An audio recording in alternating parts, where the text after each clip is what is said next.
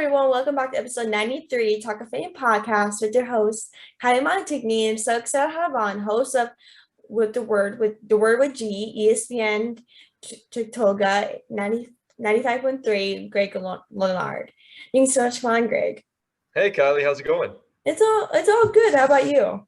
Things are good here. Can't complain, and just another day and getting ready to enjoy the weekend as it is right now. 100%. Like, how do you since you don't work on the weekends, like how do you kind of balance doing all these being a host and working in sports? Like, how do you kind of balance all these things?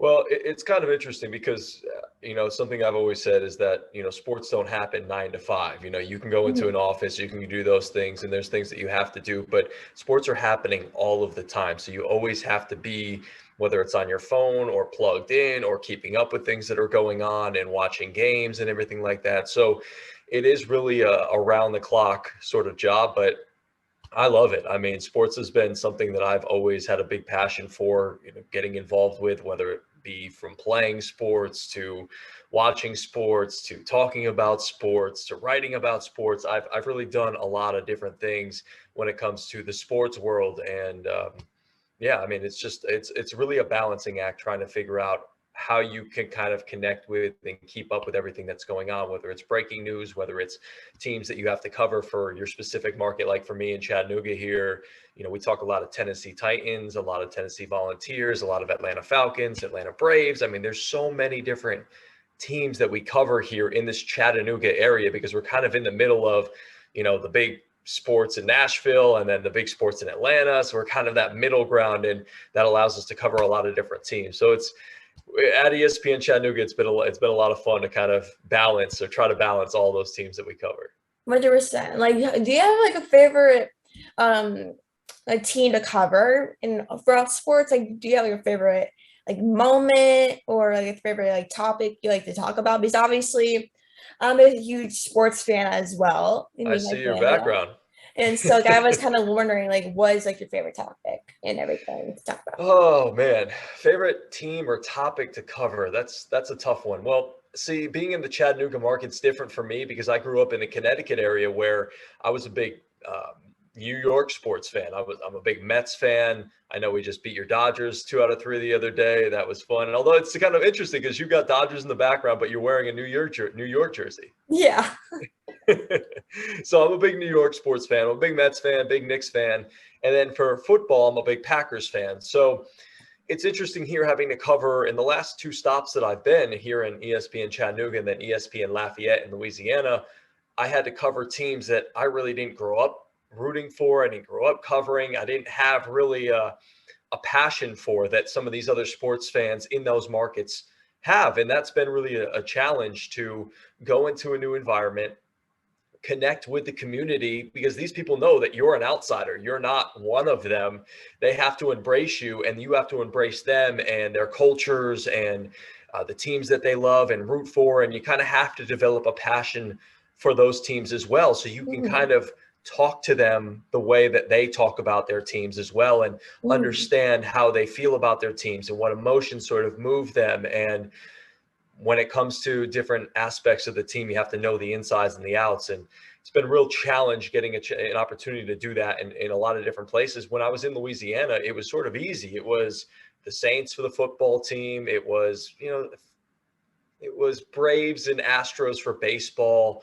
And then for basketball, it was the New Orleans Pelicans. And then you had LSU. And then you had the Louisiana Raging Cajuns, which we covered directly. So there was like a core group of teams that people always wanted to hear about. In Mhm. Chattanooga, like I was talking about, there's so many different teams in this area or around this area that people like and care about, have a passion for. But I think the one constant would be the Tennessee Volunteers, that everybody, it seems like in this area listening, they Mhm. all love the Tennessee Volunteers. We're right here with the Chattanooga Mocs, and they're a D1 program as well, but they're a lower level D1 program. But everybody is a fan of the Tennessee Volunteers. So that's what it's been like, kind of covering different teams in different markets. But for me, my favorite thing to cover and to talk about and things like that, I would probably have to say I love talking football. Baseball is the sport that I know the best. I have the most Mhm. passion for. As we're going to talk about, I played baseball for a long time and still Mhm. continue to stay in the game. But um, football is just something that I'm so attracted to in terms of, it's something I didn't ever really play growing up in terms of contact football or team football. I'd go out and play with my buddies, at the park or whatever it was. But uh, I just enjoy it so much because there's only one game a week, and there's just so much build up to it. There's so much to talk about, the ins and the outs of it, and you can talk about fantasy football, which is huge, which I'm absolutely love. I love fantasy football. That's a big passion of mine. I Mhm. do it a couple of times on my show. So I would say football is probably the thing that I enjoy covering the most or talking about the most. And then obviously, if it were up to me, I would, the topic that I would love to talk about the most is the Green Bay Packers, because that's the team I'm most passionate about. And Mhm. sometimes it kind of comes out on the air, and we do have some Packer fans here. So that's something that's interesting. Yeah, 100%. Like, obviously, that's how I am as well. Like, I know mostly baseball, and people always ask me, like, oh, ask me stats and stuff. I'm like, yeah, I do know that question. Like, for me personally, like, baseball and football are my top two sports. I like Uh-huh. watch. Like, I always do fantasy football every single year with my family. And I just did one a couple of days ago with my family. And obviously, every weekend, me and my family usually sit on the couch and just watch football. Even obviously, I'm from Pennsylvania, so obviously I watch Penn State. My family's huge Penn State fans, so every week we watch it together, or I have some friends over and watch the game, or I watch baseball every single day. Like, obviously, I'm a Dodgers fan, and obviously from being from Pennsylvania, my family is Phillies fans. So obviously that doesn't work out too well with my family Yeah. a little bit, but obviously, like, like in my household, we like different teams. Not, but especially my family don't get along when especially with sports. But what made you become a sports fan? Like, was there something specific that made you like a baseball fan, or like Well, just in general? I think just going back to when I was younger, my dad was always a big sports fan. And as a little boy, you want to be just like your dad, and you want to, try Mhm. to do everything that he does and like everything that he likes. And I was the firstborn, I was the oldest. So I was the first one kind of to get introduced to my parents and get a chance to really get a chance to know my dad. And like, I can remember, when I was probably 4, 5, 6 years old, just getting up at the butt crack of dawn with my dad and just hanging out in the bathroom with him while he got ready for work. And we would just talk about sports, and we talk about the Mets and the Knicks, and teams that he liked, teams that he didn't like, and he would talk to me about different things that were going on in the world of sports. And I don't remember anything like really, really specific, but the only thing that I do remember from those talks is that, a lot of people ask me, like, gee, you're from Connecticut. How in the world did you become a Packers fan? Why do you start rooting for the Packers? And one of the biggest things was when I was growing up, my dad was a Mets and a Knicks fan, and so that's what I became. But he didn't really have a football team, so the only thing he taught me in those bathroom talks was to dislike the Dallas Cowboys in the 90s. It was Michael Irvin, it was Emmitt Smith, it was Troy Aikman. They were winning all the time. And Mhm. so that's one thing that I learned from him. And to remember specifically and vividly about those conversations is just how he always taught me to not like the Cowboys. So I met a best friend of mine who's still my best friend, and him and his dad were big Packer fans. So that's how that kind of all came about. But it was just really from an early age, my dad and I just talking about sports and doing sports and playing sports. And I can remember, I'm a big basketball fan as well. That was really my first love in terms of playing sports. And growing up at our first house, we didn't have a basketball hoop. So what my dad and I would do is we would take a basketball, and I just wanted to dribble. I wanted to be out there. I wanted to play basketball. And we would literally just go on our driveway and we would dribble around, and we couldn't dribble on the cracks in our driveway. We had a very cracked driveway. So you had to practice sort of dribbling around the cracks. And while my dad defended me, and then I defended him, and it was just like we had to get to a certain part of the driveway. And so it's just really from an early age, just really just falling in love with sports, and the competitiveness in me just sort of came out. And I don't know, it's just, I think it's all attributed to my dad, and he just, his love of sports, and he sort of translated that to me. And then I grew up and I wanted nothing more than to play sports and to be involved with sports. And I wanted my dad to be involved with me with sports. And so, a lot of kids don't like when their dad coaches them in sports. Like, I embraced that. I wanted him Mhm. to be my coach. I loved the fact that, like, I could share something so great that I love so much with the man who taught me to love sports so much. So we got a chance to really bond over that and share those experiences. And that's something that is obviously irreplaceable to me because that was such a great time in my life. So I think my love of sports really attributes to my dad. Yeah, that's amazing. Like that's how I was as well. Like me and my twin brother Chase, like he plays baseball and plays all these sports. And obviously I grew up at the baseball field. I was always at somewhere involved with baseball. I was always playing. I was always at my brother's practices. I was always at the baseball field every single day. And so my dad, like nowadays, like my dad always talk sports and be like, "Hey, Kylie, you want to come down and watch, let's just say the Phillies game?" And obviously, like my family's Phillies fans, so I always grew up at like at the Simpsons Bank Park. So I always Yeah. grew up at that ballpark. And Yeah. obviously people will be like, Kylie, like, how did you become a Dodger fan? Like, that's like nowhere near Los Angeles. It's I was right going to across the ask. country. And so and that's really because my family's sports fans, especially Phillies. And obviously, like the reason why I became a Dodger fan is because of Chase Utley is in the first place. Obviously, my brother is named after Chase Utley, and obviously, growing up with the Phillies and going to games often, obviously saw Chase Utley play and know about Chase Utley and Philly sports. That like obviously like grew up being a huge Chase Utley fan. And Hmm. obviously, when at one game we went to before he retired, I remember going to one of the games and just sitting there and watching him like play his last games in Philly. And I don't know what hit me. It was something that like it was like I fell in love with the sport like I never had before. Obviously, like I played baseball growing up, professional like for as a kid. Like obviously, my parents dragged me into it because I needed to get outside. That's probably the reason why they put me in Yeah. it. But I never like was a, like baseball. Like I never wanted to pursue it as like a profession. I should say. I always kind of wanted to watch my brother and my dad do what they do like every single day. But yeah, like after that game, I just immediately started watching Dodger games because of Chase Utley. Yeah. And once I said, like, Mom, Dad, can you buy the Dodgers subscription? They're like, Kylie, why do you want to buy the Dodgers subscription? And I'm like, because I want to watch Chase Utley. And after he retired, this is so becoming a huge thing. Obviously, I watched the Dodgers to watch Chase Utley. But after that, like I was like, the Dodgers stuck with me. And like I never stopped being a fan. And obviously, I kind of blame my parents for taking me to the game a little bit because obviously it's a bad obsession I can't get over. Obviously, I love It's not a bad baseball. obsession. There's worse obsessions that you can have than baseball. Yeah, exactly. And obviously, growing up at the baseball field, it was nothing really new to me because obviously I was at the field like every day. I literally live like 2 minutes from my local baseball field. So I can always like go walk down there and play catch with my dad or my brother. And me and my dad always talk sports and do all these things. So it's like kind of like the summer bond me, like you and your dad have. Like my Yeah. dad would drag me out and be like, Kylie, did you know the Dodgers lost to the Mets? And I'm like, yeah, I guess. Yeah. And that's how my uncle is. Like I was on the phone with him a couple days ago, and he's a New York Mets fan. And he was like, Yeah. Kylie, did you know they're losing to the Mets? I'm like, you gotta be kidding me right now. Please don't bring that up.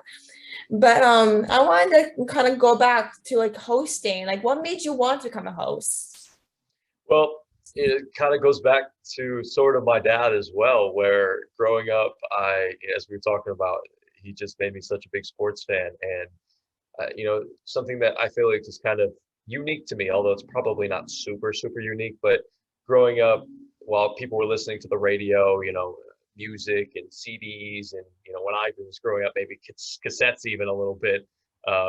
But my dad always put on sports talk radio, and that was something that we always listened to when we were in the car, whether we were going to a game, whether we were going to the store, whether we were doing anything, going anywhere, it didn't matter. Like we would always listen to sports talk radio in the car. And, even my mom, she would complain about it a little bit, but we loved it so much. And we would listen to games on there. The Mets were on our favorite station. The Knicks were on there when I was growing up. And so it was just always on. It was something that we always did together. Again, we always listened to. We would talk about things. And I always knew that I wanted to do something within the sports world. If I wasn't good enough to continue to play as a professional athlete, which I was hoping I would be, unfortunately, I didn't, go get a chance to go that route. But I always knew I wanted to do something within sports. And, my dad was one of those people that was always forward thinking of like, hey, gee, just think about, when you get older, when you get to college, what do you want to do? What do you want to study? What do you want your profession to be? And I knew, like I said, I knew it was something in sports. I didn't know if it was sports marketing, sports business, sports agent. I wasn't really sure exactly what I wanted to do. And then I can remember sitting in my car. I was probably 14 or 15 years old. I was in high school, and I had my like light bulb turning on moment of, I could talk about sports for a living. This would be fun. Like I think this is something I could do and I would enjoy doing. And so literally, Kylie, from that moment on, that is when I told myself, this is what I want to do with my career. If I can't play professional sports, I want to talk about sports. I want to be on TV. I want to be on the radio. I want to do something along those lines because I really enjoyed that limelight feel of, if I couldn't be in the spotlight as an athlete, at least let me be sort of in the spotlight talking about these athletes and giving my opinion on them. And it's something that I just have a really strong ties to because it was something I grew up with with my dad doing. So that's always going to kind of have that strong pull and that strong bond for me. And I just really made it my mission from there that I wanted to be a host. I wanted to host a radio show, and I wanted to follow in the footsteps of the guys that I grew up listening to and eventually get to that station. And I did. I mean, after college, I ended up getting to that station that I grew up listening to as an intern. And then I ended up working there part-time for 3.5 years. And it's just been such an incredible journey to get to all these different places to where I am now. And then who knows where I'll end up. Yeah, it's amazing. Like when I started my podcast like last year, like I never anticipated I'm doing a podcast or even hosting. Like I never like expected or even imagined like doing this. And obviously I grew up, my two cousins are journalists from our local news station down here in Pennsylvania. So obviously I have background that people I know are journalists, and like I grew up with them like talking about it. I'm like, oh, that's fascinating. And like my parents always told me like, Kylie, you'll be good at like journalism and all these things since you know a lot about entertainment, sports, and all these things. I'm like, okay, like whatever. Like that's something I never kind of took seriously. I'm like, okay, like I'll take that as a compliment. But once I Yeah. had another kid, I'm like, whoa, I'm bored. Like obviously we're stuck at home, like we couldn't do Yeah. anything.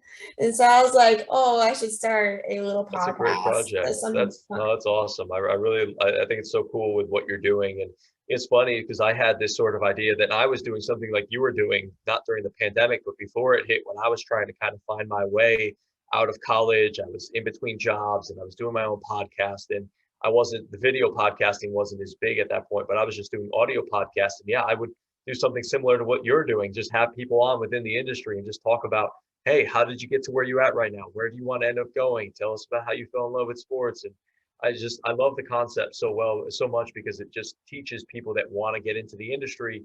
They can go back and they can listen to these conversations and say, Mhm. okay, if I want to be a journalist, hey, this is a path that somebody took. And one of my mentors that I got a chance to meet, and one of the guys that I grew up listening to at WFAN in New York City, I got a chance to meet him and work with him and become friends with him, develop a relationship with him over the couple of years that I was there. And I asked him when I first started there, we kind of got a chance to know each other. I said, hey, like, if I want to get to where you are, what path do I need to take? And he kind of looked at me and laughed and he said, in this industry, you can ask 10 different people and you can get 10 different answers Mhm. about how they got to where they're at. There's so many different ways to get there. And this is really a unique job. And because it's not like, and I always compare it to being a nurse. Like if you want to be a nurse, you go to school, you pass a test or whatever it is to get certified as a nurse, and go to nursing school, and boom, you can become a nurse. And Mhm. I'm not saying it's easy, but you get a chance, and they need nurses, and you can kind of go wherever you want around the world really and become a nurse and do that. As a journalist and a sports talk radio host, specifically for me, it's like I can't just go to the place that I want to be in because there has to be an opening, and then you have to be good Mhm. enough, and somebody has to like you and think that you're good for their station and their listeners and things like that. So it's really sort of a niche industry. And there's so many people now that are doing podcasts and want to get into it and want to get on radio or TV or anything along those lines. And it's really such a grind, and it's not an easy industry to get into, as I'm sure you're finding out here talking to all these people. But yeah, there's many different ways that people get involved with media and journalism and sports and all that stuff. And it's not easy. It's not for the faint of heart, as I like to say. Yeah, 100%. And so you are the host of The Word with G in ESPN 95.3. What is the experience kind of like being like the host of the shows and everything? Like, what is like the best part about it? Well, The Word with G is something that I developed when I was in college, actually. Go dating all the way back to that when I was at SUNY Plattsburgh. And it started off as The Word with G and Tommy D. It was me and a buddy of mine who did it, Tom D. Celestino. And then he graduated. Then it was just The Word with G. And it was something that it was a brand that I kind of knew from that point on that I wanted to carry with me throughout my career and my journey, whether it was I was doing podcasts, whether I was doing a live show. And it's just something that's continued to grow and stick with me. And I've brought it with me every step of the way. And just getting an opportunity to host that show. I'm noon to 2 every single day during the midday on Eastern Standard Time. And it's such a privilege to be able to do that and to just be able, I'm a solo host, so I have my own show. I do everything. I host the show, I run the board, I produce the show, I'm in charge of booking guests, I'm in charge of getting the podcast up afterwards. So it's a lot of work that encompasses that. Yeah, it's much 100%. easier when you have an opportunity to have a producer or somebody to work with you or bounce ideas off of. But getting an opportunity to be a solo host has been incredible. Like, I love getting an opportunity to just speak my mind and speak my truth and speak what I really feel on my heart about different situations that are going on in the sports world, in the real world. It's been a really unique opportunity to be able to host that show, not only here in Chattanooga on ESPN 95.3, but also at ESPN Lafayette as well, where I kind of got my start on the terrestrial radio side of things. And it's just been such a cool, unique opportunity. And I'm still learning now. Like, I just started working with a broadcast coach about a month ago, and I've already learned so much about, what I've been doing, what I need to do better.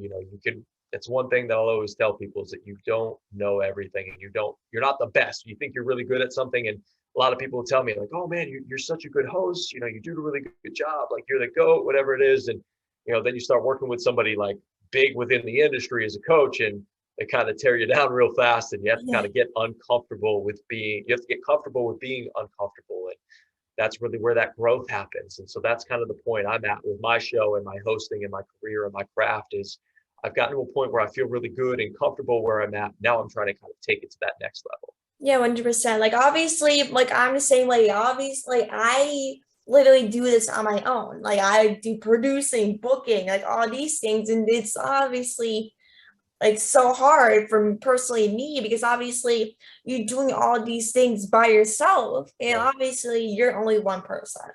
And obviously you're trying to balance doing all these things, like, oh, you're being a host, you're a reporter, you're like doing things like personally hanging out with friends and doing all these things you like to do.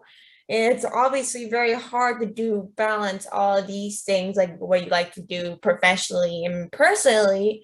Because obviously I love doing journalism, hosting, talking with people that are in the same industry as me. And obviously, and sometimes I'm like, oh my God, like this, I'm done. Like, this is like physically exhausting. Like, I literally, like, this is too much. But inside of me, I'm like, okay, but I don't want to quit. Like, this is like the best thing I have ever done. And obviously, if I want to make connections and want to do this in college, which I'm probably 99% sure I'm doing this in college, but it's obviously that might can change. I still have like 2 years left of high school, so I still have time to kind of change my mind what I want to do. But like, obviously it's mostly draining if you like to balance and do all these things, because obviously being a host or you're something in a journalism field, it's hard. And people think like, oh my God, this is literally easy. Like, you literally just have to figure out questions, research, but it's obviously more than that. You just have to prepare for the interview. You have to pick a time for your schedule. You have to do all these things, which is hard. Because obviously you want to enjoy life besides doing some work. and everything. Yeah, absolutely. And I think that's a great point that you brought up that I didn't even touch on, is that you have to go about booking guests and doing research and, coming up with questions and doing all of those things. It takes a lot of time. And I think honestly, Kylie, as you know, as being a host, that it takes more time than some people would anticipate it taking. Like some Hmm. people just look at being able to host a show and just saying, oh, this should only take you about an hour or so to research and do whatever you need to do to get ready for a show. And honestly, it takes much longer than that, and especially in Hmm. the sports field, being able to pay attention to things and watch games and read stuff and listen to things. It's all encompassing for what it takes to really put on a sports talk radio show, and especially going live. It's really difficult. And the thing that I'm finding difficult is really just being fluid and painting a picture for the listener and trying to be entertaining and treat it like a real show, because that's what it is. You're putting on a live show for however many people are listening at any given time for 2 hours. You either have to be entertaining on your own, or you have to find entertaining guests that, people will want to listen to. And it's, Yeah. as you talked about, it's that balance, and it takes a lot of work, and it is a little bit draining, and it's a little, monotonous at times where you have to do a lot of the same things over and over and over again. But like you said, it's very rewarding, and you get a chance to do these things and hear people's stories and tell stories of other people. And that part of it is definitely worth it. 100%. Like for you personally, like what is like the hardest part about being a radio host personally? Like, as we kind of touched on this before. The hardest part to being a radio host, I think it's really just kind of getting into that mindset of trying to, and like I said, the thing that I'm working on right now is trying to be as fluid as I possibly can, getting my thoughts out there, streamlining them, engaging with listeners.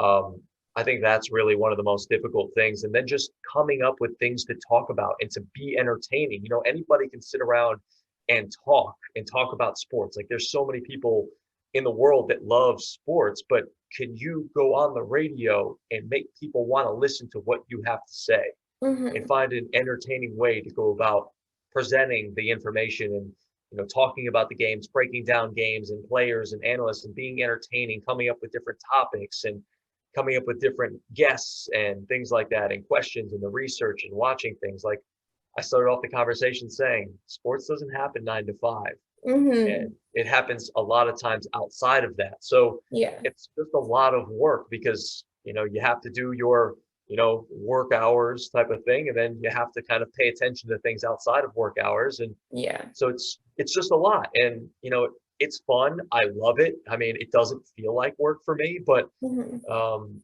it's definitely just a lot of paying attention to things, and then again packaging up your thoughts and trying to eloquently put them on out to everybody, out to the masses.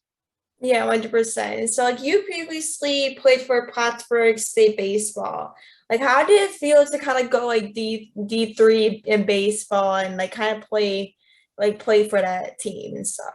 Well, what's kind of interesting was that I have a really good story actually, that I was cut in high school for my varsity baseball team my junior and senior year. So I never got a chance to play varsity baseball in high school, but that was something that I knew that I wanted to do, and in the bottom of my heart that I wanted to be a part of a team. I loved the competitiveness, and I loved getting a chance to compete and play the game that I had such a passion for. So when I was doing my college search, I was looking, I figured I probably wasn't going to go D1 or D2 or anything like that, but I was looking at a couple D2 schools and mostly D3 that had some good communications programs. And I figured I wasn't going pro, but I wanted to at least continue my career and play and prove the people that didn't believe in me in high school, a couple of coaches that didn't believe in me in high school. I wanted to prove them wrong, that hey, look, you made the mistake by not having me on the team, or you Hmm. know anything like that. So I wanted to kind of had that chip on my shoulder. I wanted to prove them wrong,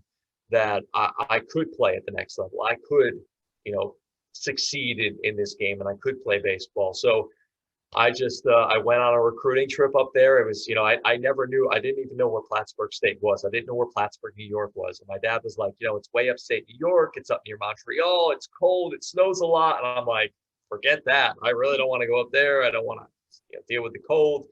And he's like, no, it looks like they might be able to use a first baseman in the next couple of years. Let's just go check it out. So I sent an email to the coach. He said, yeah, we would love to have you up there. He wanted me to stay over for a visit, but I couldn't stay over. I'd get back for something. And so I went up there. We met the coach. We did the campus tour. And, we're all in the auditorium, not the auditorium, the field house. And we're asking questions and they're telling us about the program. And, they're like, do you want to go see the field? And everybody was like, yeah. There was like 7 or 8 of us, kids and parents, there at the field house. And it's like, it's a little drive away. Does anybody want to come with the assistant coach and I? And my dad's hand like shot up and was like, yeah, we'll go. And I was like, Dad, put your hand down. What are you doing? I don't want to be like, I just want to kind of fit in here. Like, I'm not trying to like stand out, which was the wrong thought process. And he knew that. He knew that like if we got an opportunity to spend 5 minutes with these 2 coaches, that they'd get a chance to know me a little bit better than they knew anybody else. And so we rode with them to the field. We saw the field. We rode back with them. And that gave us a little one-on-one time. And then from there, the very next day, I get my dad gets an email. He's like, G-Man, come downstairs. I got to show you something. I was like, oh, what did I do? So he's like, read this email. I was like, oh boy, what test did I fail, or teachers emailing him or something along those lines in high school? And I read the email, and it was from the assistant baseball coach at Plattsburgh State. And it said, it's great to meet you. We'd love to have you back for an official visit to stay over. But if you would attend school here, we would love to have you as part of the baseball team. And I was like, what? Really? I didn't play in high school, and they're going to give me a spot on the team? I mean, it was just so incredible that I think I kind of made an impact on them, getting an opportunity to meet them for that 5 minutes in that car ride back and forth. And I think at that point in the program's history, like they had dealt with some kids that were getting in trouble with the police and partying too much, and they wanted somebody that was, more of somebody who wasn't going to get in trouble and wasn't going to do those things. And I think they saw that within me. And I played 4 years of college baseball. Now I didn't play all the time. I wasn't a constant starter, but I always take pride that I was on that team and I made it, from not making a varsity team in high school to getting an opportunity to be on a varsity college team for 4 years. And I've really parlayed that into coaching and staying around the game and teaching the game, where I've been coaching kids at, whether it be camps, clinics, teams, lessons for the last 14 years. And I've taken all that knowledge that I've learned from my baseball mentor, Joe Iannucci in Connecticut, and kind of have parlayed that in my career, and to the point where I kind of make that a side hustle for me, where I get a chance to fulfill that part of me that really loves coaching and loves teaching and loves the game of baseball. And so I've been able to really stick with that. And it was just such a great experience. Like I wouldn't have traded going to Plattsburgh and playing baseball for 4 years for anything. Yeah, that's awesome. So like the last question I have for you is, what is some advice for people that would like to become a host or become a baseball player, just kind of starting out? Well, let's start with baseball first. It takes a lot of work off the field, and I always tell this to the kids that I coach. I coach a 10-year-old team right now, and I coached them for the first time this past spring, and I'm coaching them again in the fall, and then the coming spring and summer. And I'll always tell them, the difference between being good and being great is what you do outside of practice and outside of the games. We can practice 2 times a week, and that's great. It's good to get out here and, do the things that we do. And I can coach you there. And then it's great to come out and play on Saturdays and Sundays. But it's what you do with those other days that really matter the most. That's what's going to be the difference between you being good and you being great. The work on your own is going to kind of differentiate you between somebody else. So being good and being great. So it really just depends on how badly you want it and how much you're willing to work on your own to get to where you want to be. And it's just working on the little things. It's not working on the big things, and it's working on things that you're not good at. It's easy to sit there and, take swings off of, fastballs that are right down the middle. And it's, it's easy, but it's hard to really do a drill that you're not good at, to work on hitting the ball the other way, or to pulling the ball, or hit the high pitch or hit the low pitch, or work on your bat angle, or whatever it may be, or fielding if you struggle with fielding. And you're a much better hitter. It's not easy to go out there. It's not comfortable to go out there and work on fielding. And so it's just really getting comfortable with being uncomfortable. And that's how you work and you learn and you grow and you evolve as not only a player, but as a person as well. And in terms of being a radio host or getting into this field, I would say be ready to hear no a lot, and be ready to kind of be told that this is a really hard industry to get into. Because when I started to get into it as an intern, I did my internship interview at WFAN in New York City, and the guy who I was interviewing with, at the end of the interview asked me like, what's your ultimate goal? What do you want to do? And I said, I want to be a sports talk radio host. And he kind of sat back in his chair and he laughed. And he's like, yeah, everybody kind of says that. But, it's, as being a college athlete, it's doing this job is basically as hard as going from a college athlete to a professional athlete. That's that's how little it usually works out for people. And I kind of just took that as a chip on my shoulder, and it made me want to do it even more. And so it's just really getting repetitions, even if this is what you want to do, like what you're doing right now. If this is something that you truly want to do, it doesn't have to be something that hundreds of thousands of millions of people listen to or consume. It's really about just you doing it and getting practice doing it. So I would implore anybody who's looking to get into any sort of media field, if it's writing, if it's TV, if it's podcasting, if it's hosting a live show, just do it. Write stuff, host shows. It doesn't matter if you have 2 people listening. You're just doing it for the reps so you can get more comfortable. Like, I have a YouTube channel, Kylie, and I'll tell you, like, I used to set my computer up on like a couple of empty cardboard boxes just so it would be good enough for me to like record in, and I'd have something on a Word document that I would read, and I would just try to like do these videos up on YouTube to get comfortable talking in front of a camera and talking on the air. I would just do a podcast and just talk right into my laptop. I didn't have a microphone. I didn't have headphones.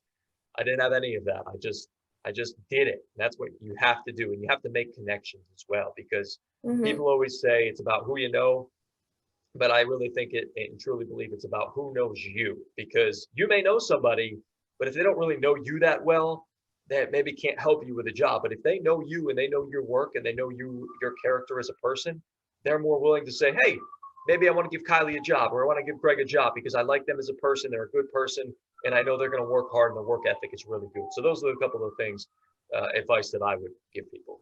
Yeah, that's amazing. I totally agree on that. So I just want to thank you so much for taking the time and coming on the podcast. It was such a blast chatting with you and learning more about you and your career. It was such an honor to talk with you, and thanks so much for coming on, taking the time.